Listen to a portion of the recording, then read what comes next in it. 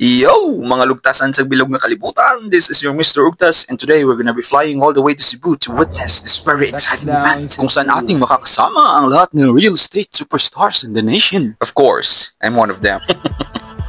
Uy, kabayan! Dito kayo? Ka mga gwapo, single lagi sa ating kanang pero pwede mo magawa. So pagdating namin sa hotel, syempre basta gwapo mag-hotel yan. Pero grabe naman tong bumungad sa amin. Oy, ito lang naman yung grand prize raffle draw. Lord, ipanalo mo ako. Sabi ng kasama ko, boss, pinakancel ko yung flight ko pa uwi. Ha? Bakit? Magruro man ako dahil ako mag-uwi ng BYD. Ba, kanya-kanya orasyon, may hawakan, may halikan, may lawayan. Kag syempre, we also took the chance to take pictures of ourselves nga rin diri sa pinakadakong tarpaulin sa buong mundo. And here we go! At least 4 hours before the main event and we are already prepping for this big day. Wow, outfit check! All this time I thought ang ganda ng outfit ko dong. Pero may mga taga Winterfell man na dumating. Oy, do bodyguard lang tasin eh.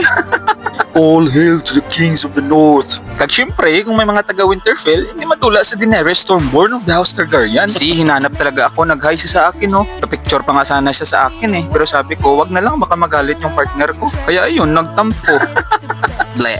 Pero what are the odds bala, no? Grabing iyak ni Boss Army di. Daig pa si Rosana Roses. Pero hindi yan iyak na malungkot ha. Iyak yan sobrang saya. Syempre, manalo ka ba naman ng BYD?